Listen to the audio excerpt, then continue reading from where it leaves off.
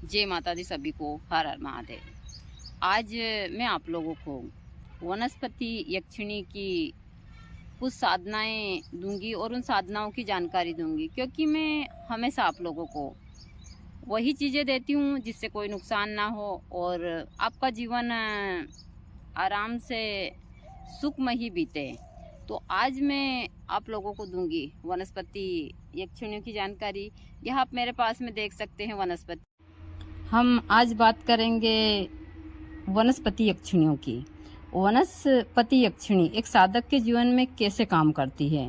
यदि एक साधक वनस्पति यक्षिणियों को सिद्ध कर लेता है, हर प्रकार के पेड़ की यक्षिणियाँ होती है, चाहे गुलर का पेड़ हो, बिलपत्र का पेड़ हो, औदुंबर का पेड़ हो, बड़ का पेड़, सहदेवी, संगपुष्पी, हर एक जितनी भी वनस्पतियां हैं सबकी यक्षिणियाँ होती है।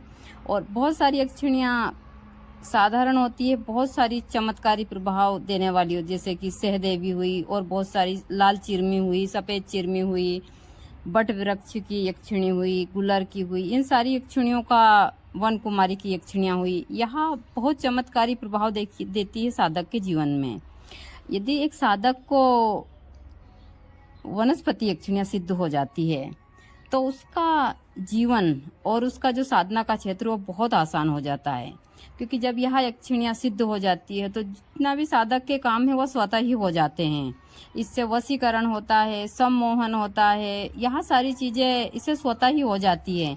इनके तिलक बनते हैं, बहुत सारी चीज़ें जो सब कुछ बनती है वह इन यक्षिणियों को सिद्ध कर कर हम इन वनस्पतियों को अच्छे नक्षत्र में लेते हैं, तो यह चमत्कारी प्रभाव दिखाती यही होती है वनस्पति यक्षिणियाँ। जैसे कि वट वृक्ष की यक्षिणियाँ हुई, यह बहुत सारे कार्य चमत्कारी ढंग से करती है। धन प्राप्ति के लिए हम किसी भक्त को देते हैं या फिर खुद भी अच्छे योग में, जैसे रवि पुष्प हुआ, इसमें हम एक दिन पहले निमंत्रण देकर इनको लेते हैं। और सभी यक्षिणियों के अलग अलग मंत्र भी है, लेकिन इनकी जो साधना की विधि हो एक जैसी ही है। अब अच्छे योग में आप साधना काल तो रात्रि के ही समय होती है ज़्यादातर, लेकिन जब आप एक पहली बार साधना करें उस योग में तो आपको सूर्य उदय से पहले प्रातः हर एक साधना का प्रारंभ करना चाहिए।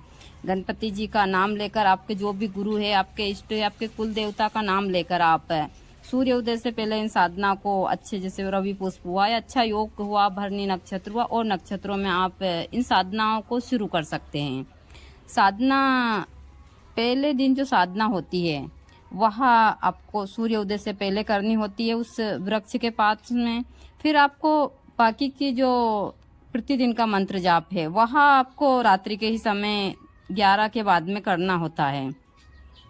दूसरा, जिस प्रकार हम साधारण यक्षिणियों की, जैसे प्रेत वगैरह यक्षिणी की साधना करते हैं, और साधना काल में कोई भी हमारे किसी भी रूप में जो यक्षिणियाँ आ जाती, इसमें भी ये सारी चीज़ें होती है। यहाँ सब कुछ उसी प्रकार से लागू होता है, लेकिन इनमें आपको ज़्यादा ऐसा करने की, परपंज करने की आवश्यकता नहीं है। आपको साधना काल में ज़्यादा सामान भी नहीं चाहिए। आपको एक आसन चाहिए, साफ सुथरे कपड़े पहनने के लिए चाहिए।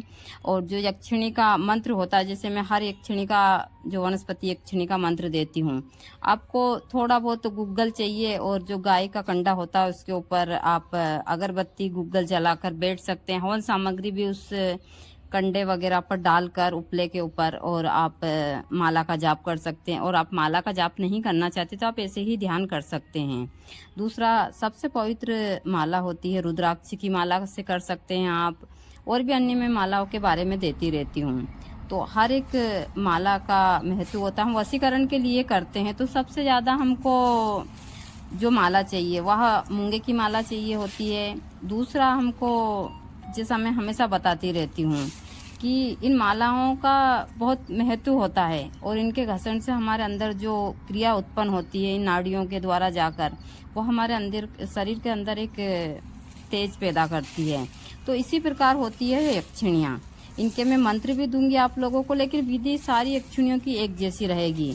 यदि आप 1.25 लाख बार इनको संकल्प लेकर सिद्ध कर लेते हैं तो फिर आपको इनको जब भी अच्छा योग आता है तो 108 बार ही अभिमंत्रित कर कर आपको अपने उपयोग में लेनी है।